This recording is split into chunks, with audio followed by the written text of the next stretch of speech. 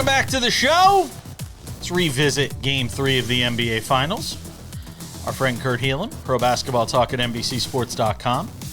This is not officially the NBA Weekly. We're just putting you in the SportsWrap Spotlight today. Oh, I am honored, always happy to be on. So somebody has to say yes. All right, Game 3 NBA Final. Kurt, I told you yesterday.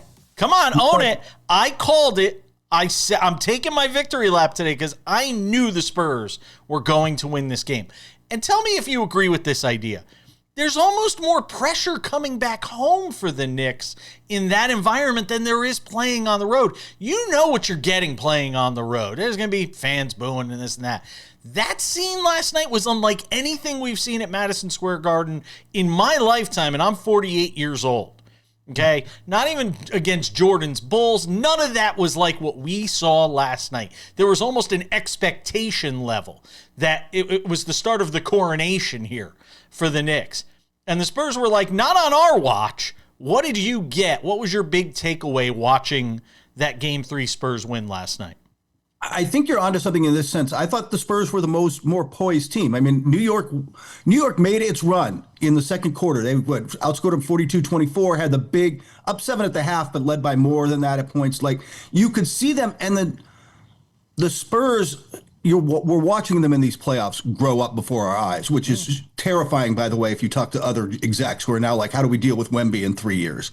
But aside that whole conversation, you could see them like, all right, we just got to get back to what we're doing. They were Knicks fans are complaining vehemently about the officiating, and I don't think it was a well-officiated game. They can get into it, but hasn't been a well-officiated series, Kurt. But the Spurs got those foul calls because they went into the paint. They were the ones attacking. They were the ones not settling for jumpers. The Knicks were the ones settling outside of OG.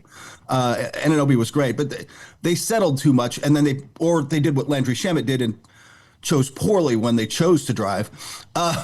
You've got the Spurs were the more aggressive, more poised team last night, and that got them a W. And I think, did the atmosphere have something to do with it? Maybe, like you said, just the energy around the building. And like you said, I believe they hadn't lost since April. There was an expectation of just, we're going to roll through this thing. We are the best team. Now they're going to have to go earn it. And they very well may in the next game. But the Spurs have started to find something, and the Knicks are now going to have to match it. Mike Brown post-game talking about the officiating. He was not happy. Opportunities for fouls to be called to at least try to even the free throws out. Now, we didn't play good. San Antonio played great. We could have played better. There were a lot of things that we didn't do that we did in Game 1 and Game 2. But to go 24 free throw attempts in a second half, that's 48 for the game if you think about it the way that they called that second half, compared to 8. All the shots we took, we got fouled 4 times, roughly, for 8 free throw attempts. Again, I don't complain much. I never thought I'd see that in an NBA Finals game. All right, Kurt, thoughts on Mike Brown? Just sort of greasing the skids for next game? Yeah, partial. I mean, that's the age-old tradition, right?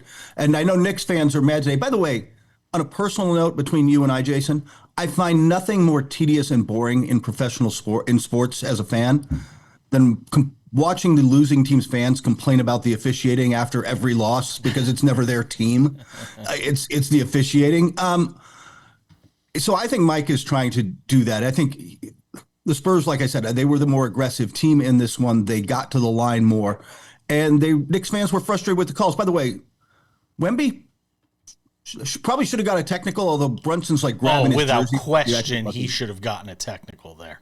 I had no problem with the Champagny call when he trucked him. Agreed. I thought that was right. I thought that was the right call. So, like, we could go back and forth about individual calls, but on the whole theme, he's just trying to get it. He's trying to do what, look, I'll take the fine if it gets us. It just goes back to Phil Jackson did this. You would know. I wasn't around when Red Auerbach was coaching, Jason, but like, I'm sure he did that. Like, This is something that goes way back. So I think he knew what he was doing, and we'll see if his team responds to that in game 3 and they start getting back to who more they were in the first 2 games. I like the Knicks in 6. I still think I think it lays out now better for Knicks in 6, given the fact that I think they win game 4, lose game 5 in San Antonio, come back to the Garden and win it in 6. Based on what you've seen over the first 3 games, still feel the same way about your prediction?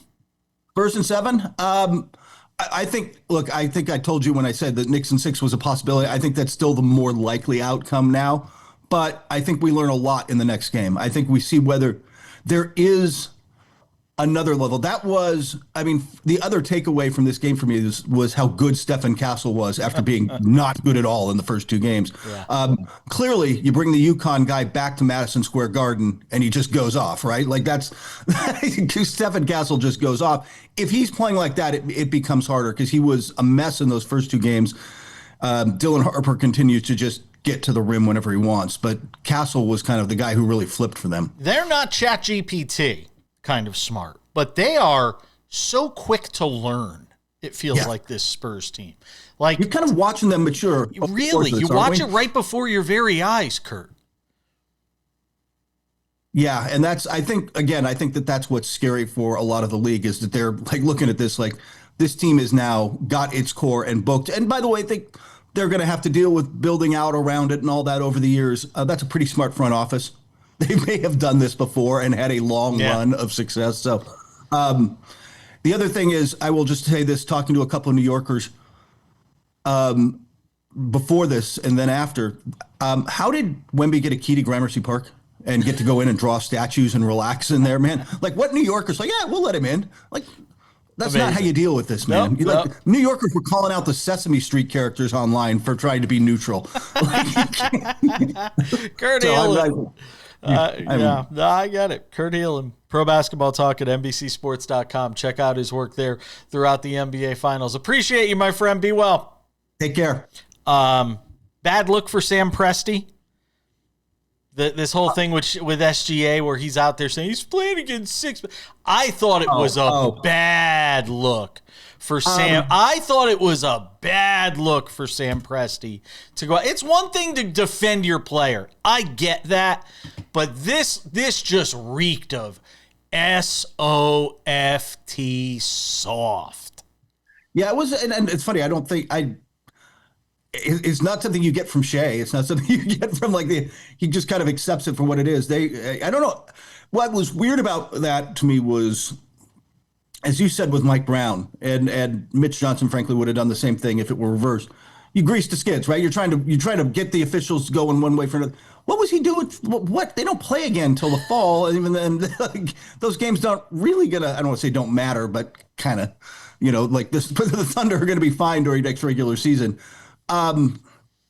It was, I'm not sure where that came from other than frustration. And it's kind of weird because, as I've told you about Presti before, there's got of people I've talked to around the league, few I've ever been in a group conversation with where I'm like, I'm in easily the dumbest person in this thing. Like he's going to get dumber talking to me in a way that's not good for him. Like he's just so smart at basketball. And then they came out and did this. I'm like, where did that come from? So my read on it isn't crazy.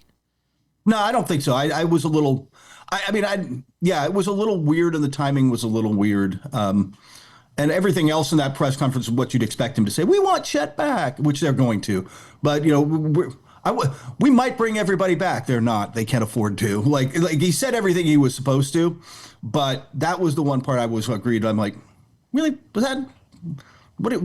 Outside of trying to butter up Shae, maybe Shae wants to hear that. I'm not sure why you do that. Any new news on the draft as far as what the Wiz do at number 1? I've spoke with somebody tied to a team, somebody who would be in a position to have some information about this over the weekend. They were kind of like they've been really buttoned up in Washington, but still the belief is about 80-90% they are going to take AJ DeBonsa. At the end of the day, it comes down to this. Even if you like Peterson, and most teams have them on the same tier, take the 6'10 guy over the 6'5 guy. Interesting. Kurt Helin, Pro Basketball Talk at NBCSports.com. Check him out. Always appreciate you, my man. Be well. Take care.